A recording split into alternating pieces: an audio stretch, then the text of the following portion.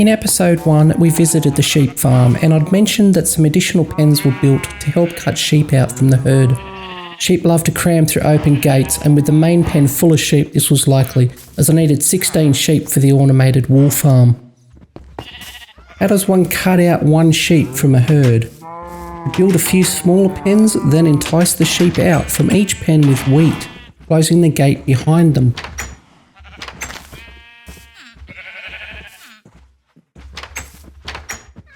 The 16-bay wool farm has one sheep in each bay.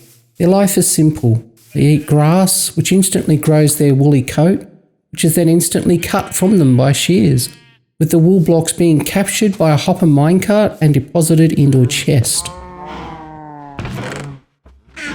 There are only 16 wool block colours in Minecraft, and so each sheep is dyed to one of those colours, which they retain forevermore. It's interesting to note that in Bedrock Edition, the sheep's wool colour can still be seen after they're sheared, but in Java Edition, their shorn colour is white, which makes it hard to know what colour a sheep's wool will be. To demonstrate this, here is a 1-bay wool farm in Bedrock Edition, and is very simple to construct, using a barrel, a hopper, one unpowered rail, a hopper minecart on the rail, grass block, an observer facing the grass block, some redstone dust on top of a solid block behind the observer, a dispenser filled with shears facing into the pen, and a solid block on top of the dispenser. When the sheep eats the grass block, the observer will see the grass block change state and fire off a redstone pulse via the redstone dust to the dispenser, which will dispense a shear, causing the sheep to be shorn, dropping from 1 to 3 wool blocks. The wool blocks will be sucked up by the hopper minecart and pushed into the barrel by the hopper below the rail hopper minecart. When the sheep is shorn, we can see their true wool colour. Contrast this to Java Edition. Here is an 8-bay wool farm in my Java Edition test world. The mechanics of the Java wool farm is exactly the same. I have a hopper minecart on a rail track under the farm which endlessly goes up and down the track, sucking down any wool blocks, and deposits them into the chest via a minecart unloader. After removing all the shears from the dispensers and allowing the sheep to eat grass, we can see there is one black sheep in the herd. Let's allow the sheep to eat and change their wool colour using dyes.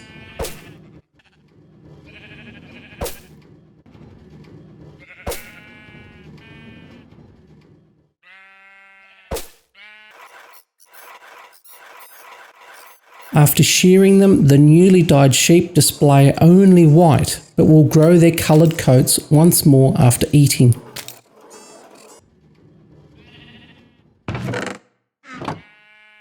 Let's go back to the Bedrock realm now. I've styled the sheep pens to match their surroundings. Each pen had a coloured wool block corresponding to the sheep's assigned colour. My only regret with this farm is the colours are a bit randomly assigned due to the availability of the dyes at the time. Around the back of the farm, we're able to reach the dispensers to refill the shears. The shears do lose durability each time they're used. The only way to know that the shears need restocking is when the sheep aren't shorn after eating. Of course, hanging around out here waiting patiently for sheep to produce wool blocks is boring and quite dangerous at night. So I built a mechanism to get the wool blocks down into the storage area. Below the line of chests is another hopper minecart running on a rail track.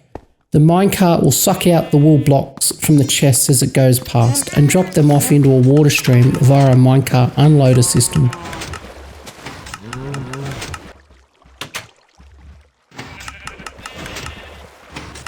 To store the wool blocks, I created a room filled with chests dedicated to each of the 16 colours. There is an overflow chest at the end of the room to catch those blocks that haven't been filtered out. Sorting is performed by an auto sorter mechanism designed by Impulse SV of Hermitcraft fame way back in the day. This design works in Bedrock Edition but can be a bit buggy at times. There is a more reliable modified version by Silent Whisperer used in the Castle auto sorter, which we'll see in a later episode. I obviously haven't had enough grey wool to go into the system to complete the filter, as we can see a lower than expected redstone strength being output by the filter mechanism. It's amazing to watch the flashes of redstone working away.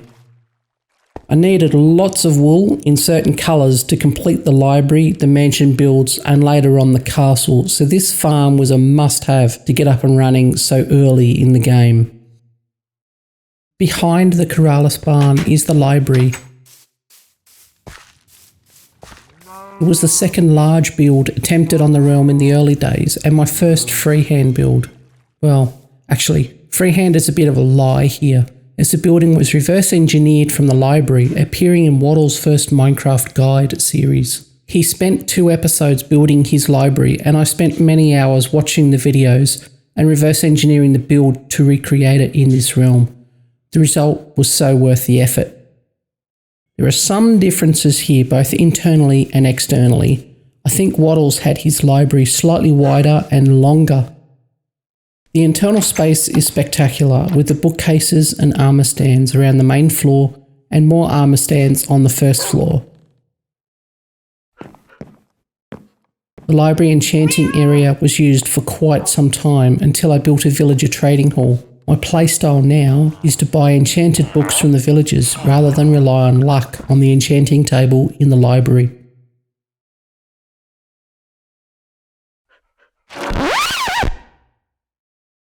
The first floor is decorated with barrels and armour stands. From this level, we can see down into the main library space. This level is called the Hall of Heroes and is dedicated to the viewers of my Twitch channel, who can spend channel points to claim a spot atop a barrel and more channel points to adorn it with clothes, armour, weapons or tools of their choice. Beth is my treasured moderator, with LolGamer and Moofy, 2 of my most regular viewers.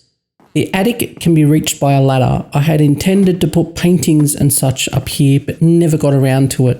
Spiderwebs should also adorn this space, but we digress.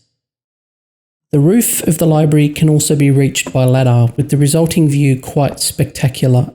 From here we can see across to the mansion, the tavern that's under construction, the castle, the Adventurers Guild Hall, the iron farm, the villager breeder, various gardens and greenhouses, the Corrales barn, the starter area I walked through in episode 1, Dean's barn and the bridge leading to the mansions.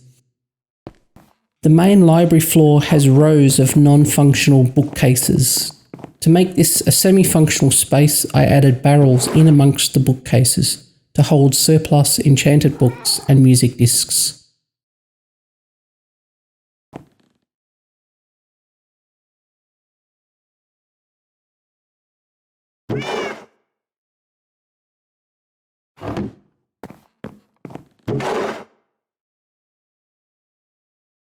I don't know where all that gunpowder came from. Probably should move that to a safer spot.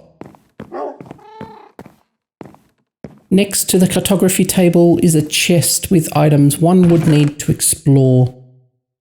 The other side of the space contains a basic brewing stand. I think this cauldron contains potions of weakness to make an unlimited amount of tipped arrows to fire at villagers when converting them. Each of the armour stands located around the walls sit on barrels containing items of the type the armour stand is holding. There is an armour stand in the library for every tool and weapon in the game.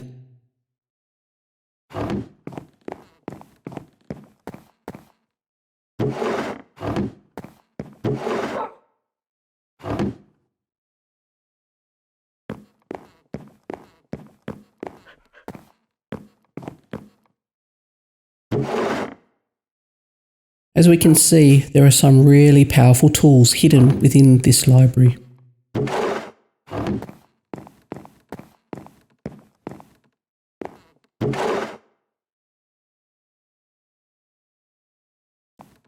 The final element in the library is the trophy table. Here we can see the first banner that was captured after a raid. the first deep slate diamond ore, the dragon egg, and an N-ship dragon's head. Of course, there are multiple ways to get into the library. I extended the tunnel system to the library with the entrance located behind the library stairs. This underground hidden staircase leads into the storage hall underneath the starter house.